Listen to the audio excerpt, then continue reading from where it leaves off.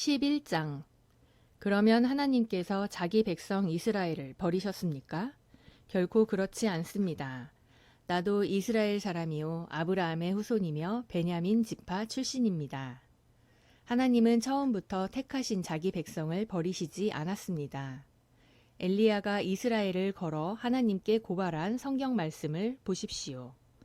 주여, 그들이 주의 예언자들을 죽이고 주의 제단을 헐어버렸으며 살아남은 예언자는 나 하나밖에 없는데 그들은 나마저 죽이려고 합니다. 라고 하지 않았습니까? 그러나 하나님께서 그에게 무엇이라고 대답하셨습니까?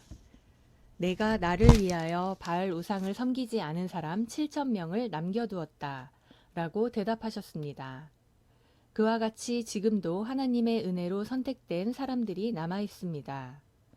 그것은 행위로 된 것이 아니라 하나님의 은혜로 된 것입니다. 그렇지 않으면 은혜가 진정한 은혜라고 할 수 없습니다. 그렇다면 무엇이란 말입니까? 이스라엘은 결국 자기들이 찾던 것을 얻지 못하고 선택받은 사람들만 얻었으며 나머지는 완고해지고 말았습니다. 그것은 성경에 하나님이 그들의 정신을 흐리게 하여 오늘날까지도 보지도 듣지도 못하게 하셨다 라고 한 말씀과 같습니다. 다윗도 이렇게 말하였습니다.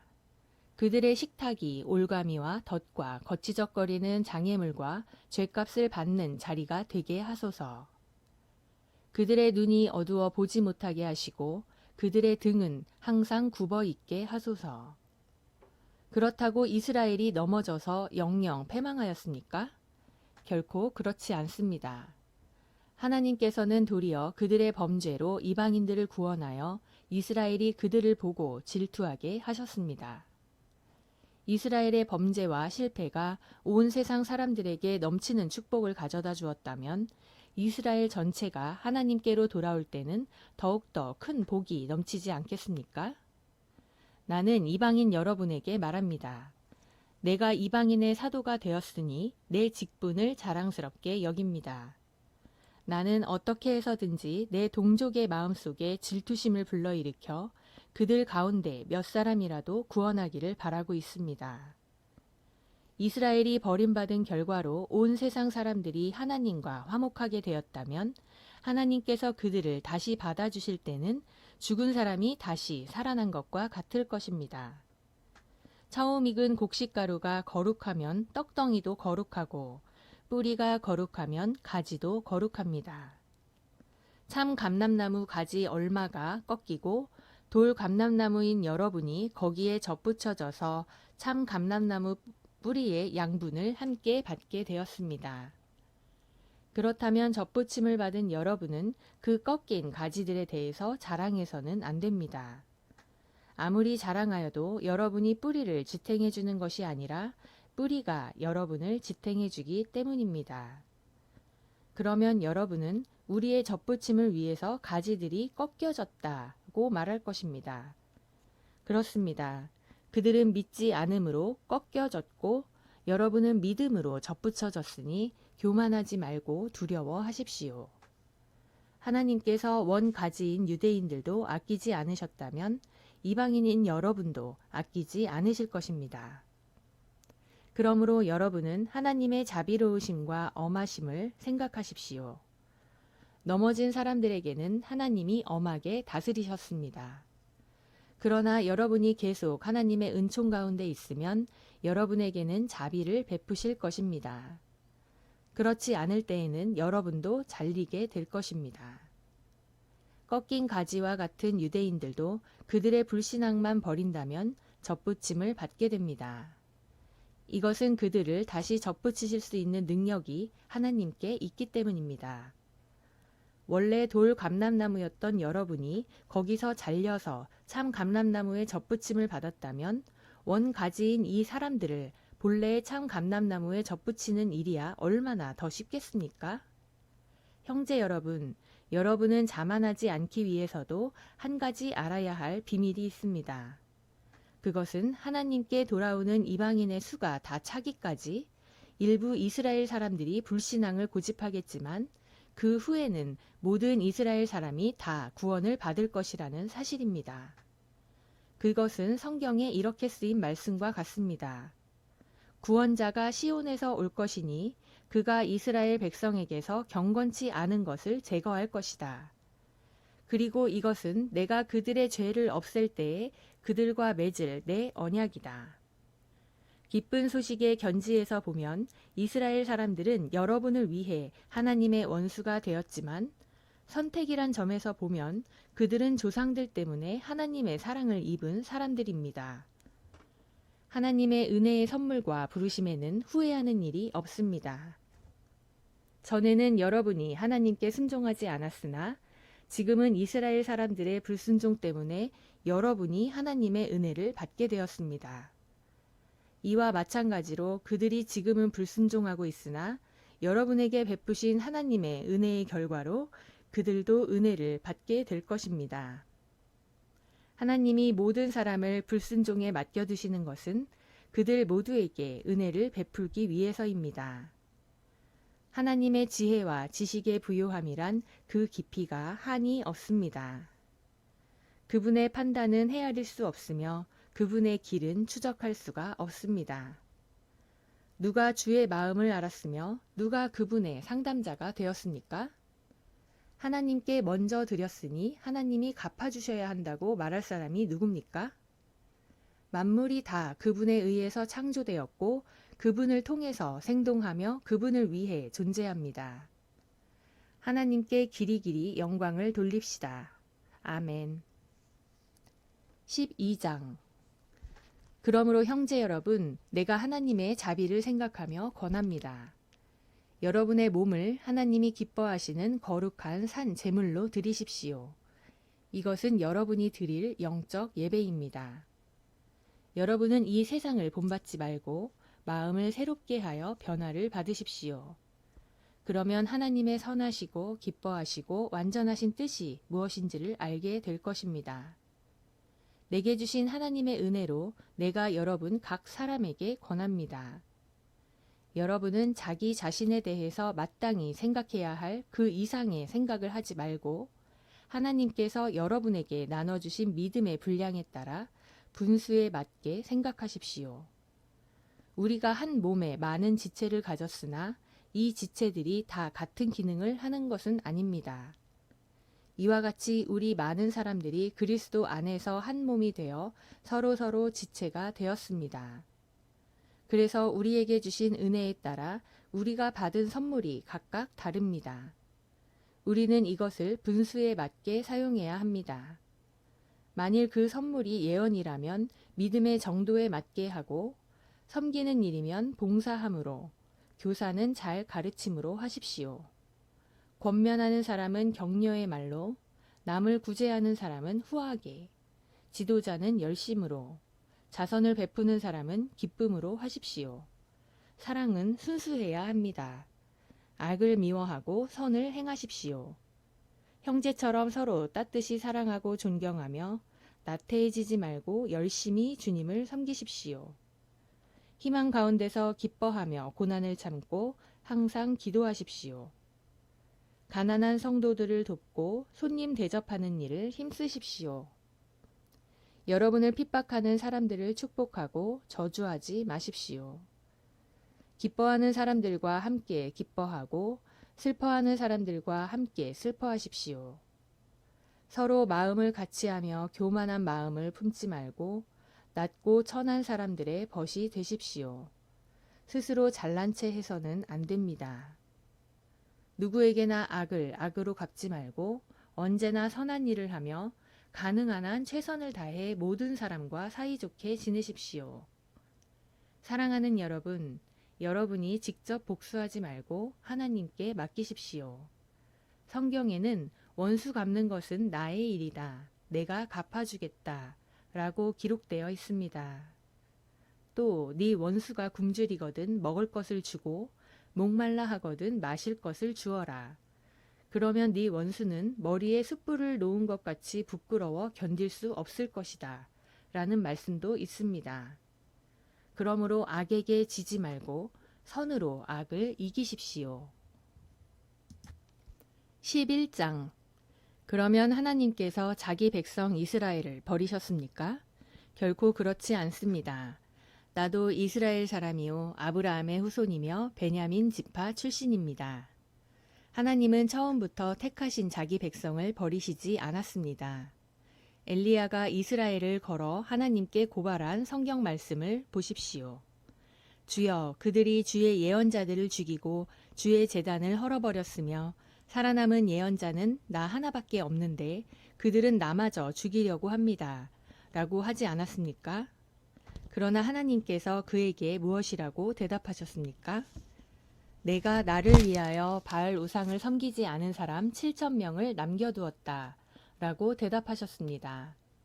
그와 같이 지금도 하나님의 은혜로 선택된 사람들이 남아 있습니다.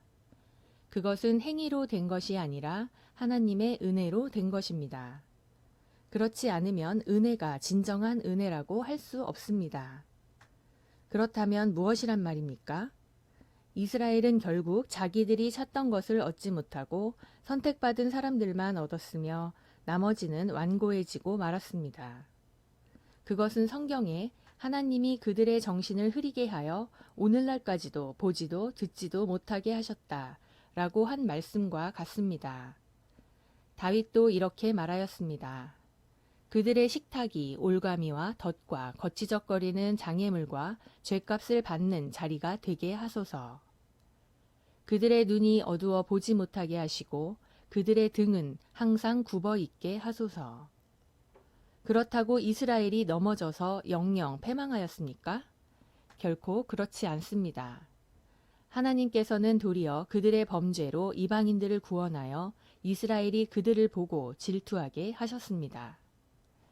이스라엘의 범죄와 실패가 온 세상 사람들에게 넘치는 축복을 가져다 주었다면 이스라엘 전체가 하나님께로 돌아올 때는 더욱더 큰 복이 넘치지 않겠습니까? 나는 이방인 여러분에게 말합니다. 내가 이방인의 사도가 되었으니 내 직분을 자랑스럽게 여깁니다. 나는 어떻게 해서든지 내 동족의 마음속에 질투심을 불러일으켜 그들 가운데 몇 사람이라도 구원하기를 바라고 있습니다. 이스라엘이 버림받은 결과로 온 세상 사람들이 하나님과 화목하게 되었다면 하나님께서 그들을 다시 받아주실 때는 죽은 사람이 다시 살아난 것과 같을 것입니다. 처음 익은 곡식가루가 거룩하면 떡덩이도 거룩하고 뿌리가 거룩하면 가지도 거룩합니다. 참 감람나무 가지 얼마가 꺾이고 돌 감람나무인 여러분이 거기에 접붙여져서 참 감람나무 뿌리의 양분을 함께 받게 되었습니다. 그렇다면 접붙임을 받은 여러분은 그 꺾인 가지들에 대해서 자랑해서는 안 됩니다. 아무리 자랑하여도 여러분이 뿌리를 지탱해 주는 것이 아니라 뿌리가 여러분을 지탱해 주기 때문입니다. 그러면 여러분은 우리의 접붙임을 위해서 가지들이 꺾여졌다고 말할 것입니다. 그렇습니다. 그들은 믿지 않음으로 꺾여졌고 여러분은 믿음으로 접붙여졌으니 교만하지 말고 두려워하십시오. 하나님께서 원가지인 유대인들도 아끼지 않으셨다면 이방인인 여러분도 아끼지 않으실 것입니다. 그러므로 여러분은 하나님의 자비로우심과 엄하심을 생각하십시오. 넘어진 사람들에게는 하나님이 엄하게 다스리셨습니다. 그러나 여러분이 계속 하나님의 은총 가운데 있으면 여러분에게는 자비를 베푸실 것입니다. 그렇지 않을 때에는 여러분도 잘리게 될 것입니다. 꺾인 가지와 같은 유대인들도 그들의 불신앙만 버린다면 접붙임을 받게 됩니다. 이것은 그들을 다시 접붙이실 수 있는 능력이 하나님께 있기 때문입니다. 원래 돌 감람나무였던 여러분이 거기서 잘려서 참 감람나무의 접붙임을 받았다면 원가지인 이 사람들을 본래의 참 감람나무에 접붙이는 일이야 얼마나 더 쉽겠습니까? 형제 여러분, 여러분은 자만하지 않기 위해서도 한 가지 알아야 할 비밀이 있습니다. 그것은 하나님께 돌아오는 이방인의 수가 다 차기까지 일부 이스라엘 사람들이 불신앙을 고집하겠지만 그 후에는 모든 이스라엘 사람이 다 구원을 받을 것이라는 사실입니다. 그것은 성경에 이렇게 쓰인 말씀과 같습니다. 구원자가 시온에서 올 것이니 그가 이스라엘 백성에게서 경건치 않은 것을 제거할 것이다. 그리고 이것은 내가 그들의 죄를 없앨 때에 그들과 맺을 내 언약이다.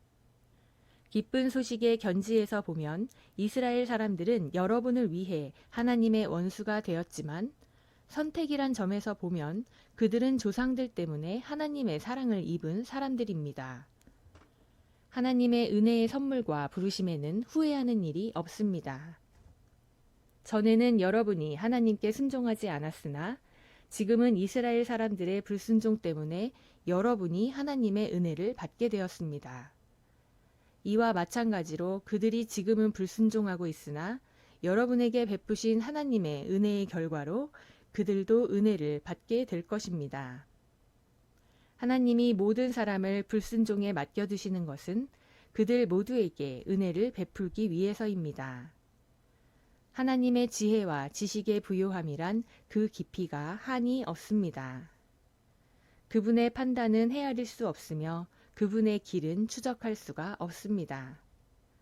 누가 주의 마음을 알았으며 누가 그분의 상담자가 되었습니까? 하나님께 먼저 드렸으니 하나님이 갚아주셔야 한다고 말할 사람이 누굽니까? 만물이 다 그분에 의해서 창조되었고 그분을 통해서 생동하며 그분을 위해 존재합니다. 하나님께 길이길이 영광을 돌립시다. 아멘. 12장. 그러므로 형제 여러분, 내가 하나님의 자비를 생각하며 권합니다. 여러분의 몸을 하나님이 기뻐하시는 거룩한 산 제물로 드리십시오.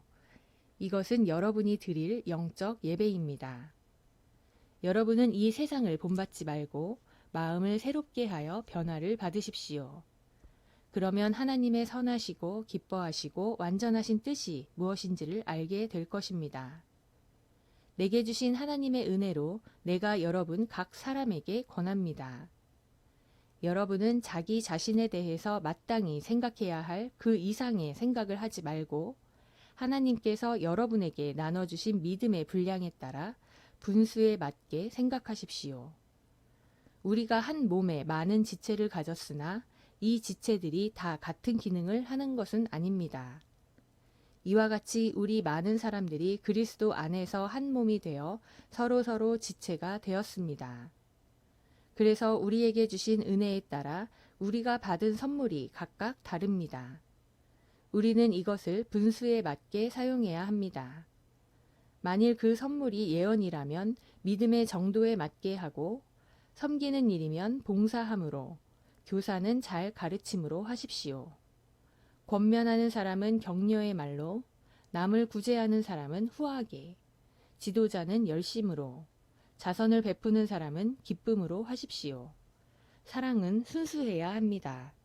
악을 미워하고 선을 행하십시오.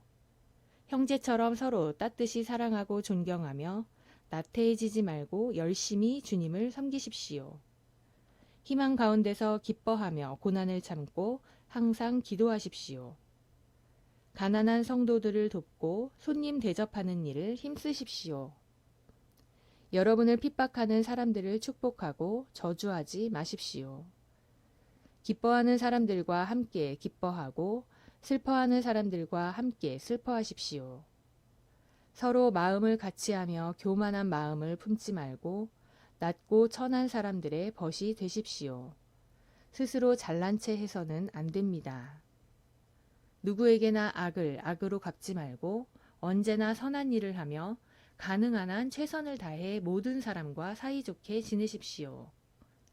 사랑하는 여러분, 여러분이 직접 복수하지 말고 하나님께 맡기십시오. 성경에는 원수 갚는 것은 나의 일이다. 내가 갚아주겠다. 라고 기록되어 있습니다. 또 네 원수가 굶주리거든 먹을 것을 주고 목말라 하거든 마실 것을 주어라. 그러면 네 원수는 머리에 숯불을 놓은 것 같이 부끄러워 견딜 수 없을 것이다. 라는 말씀도 있습니다. 그러므로 악에게 지지 말고 선으로 악을 이기십시오.